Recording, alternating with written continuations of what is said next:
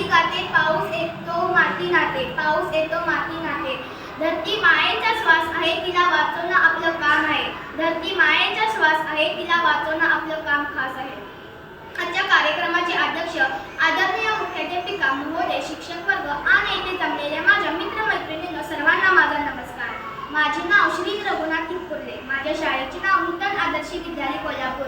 मी इयत्ता 6वीत शिकत आहे. मी आज तुम्हाला अशा एका विषयाबद्दल सांगणार आहे ज्याचा संबंध आपल्या प्रत्येकाच्या भविष्याशी आहे.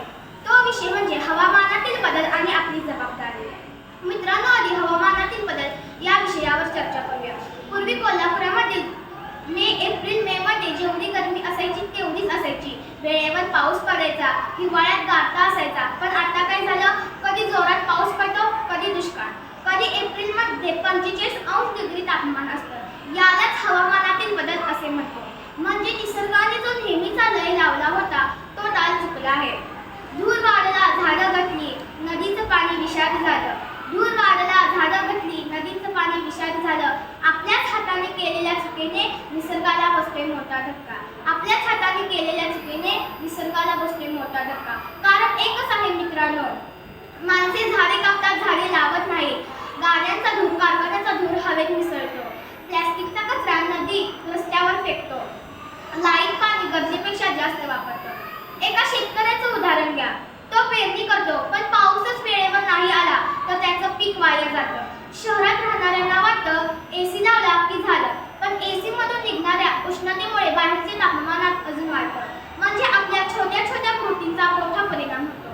आता सर्वात महत्त्वाचा भाग म्हणजे आपली जबाबदारी. निसर्गाने आपल्याला सर्व काही दिलं आहे, हवा, पाणी, अन्न, सावली. पण त्या वयात आपण त्याला काही देतो? जबाबदारी म्हणजे काहीतरी नाही, पण छोट्या छोट्या गोष्टी आहेत. एक झाड लावा, सावली द्या, पाण्याचा एक थेंब वाया नका घालू. प्लॅस्टिकला ना म्हणा, कापडी पिशवी हातात घ्या. धरती मातीस पुन्हा हिरवे करा. धरती मातीस पुन्हा हिरवे करा. बघा आपण काय करू शकतो. पाणी वाचवा.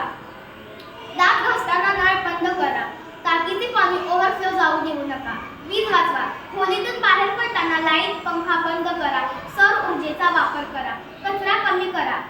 प्लॅस्टिक बाटलीऐवजी स्टील बाटलीचा वापर करा. रिड्यूस, रिसायकलचा मंत्र पाळा. झाडे वाचवा. वाढदिवसाला एक झाड भेट म्हणून द्या. शाळेच्या परिसरात झाडे वाढवा. चालणे, सायकल. जवळच्या अंतरासाठी गाडी न वापरता चालत जा.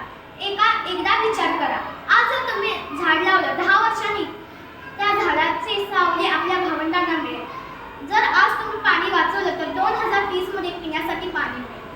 ही पृथ्वी आपल्या आजोबांची नाही तर आपल्या पुढच्या पिढींकडून घेतलेली उसनवारीने घेतलेली आहे. आणि ती तशीच चांगली परत येणे आपली जबाबदारी आहे. हातात हात देऊ, शपथ घेऊ. हातात हात देऊ, शपथ घेऊ. हिरवी धरती परत आणू. हिरवी धरती परत आणू. आज नाही तर कधीच नाही. आज नाही तर कधीच नाही. चला मित्रांनो, सुरुवात करू. चला मित्रांनो, सुरुवात करू. मित्रांनो, हवामानातील बदल ही फक्त सरकाराची किंवा शास्त्रांची समस्या नाही, आपल्या सगळ्यांची आहे. आणि त्याचे उत्तर आपल्या हातात आहे. सरकार धोरण बनवेल, पण झाड आपल्यालाच लावावं लागेल. कायदा कचऱ्याचा बनेल, पण कचरा न टाकण्याचा निर्णय आपल्यालाच घ्यावा लागेल. धरती माता रुसली आहे, आपल्या वाटेकडे बघत आहे. धरती माता रुसली आहे, आपल्या वाटेकडे बघत आहे. आज जर तिला आपण वाचवलं तर ती आपल्याला वाचवेल. आज जर आपण तिला वाचवलं तर ती आपल्याला वाचवेल. शेवटी मी एवढेच सांगेन, बदलाची सुरुवात आपल्यापासून होते. तू बदललास, मी बदलले की जग बदलतं. चला मित्रांनो, एक पाऊल पुढे टाकूया.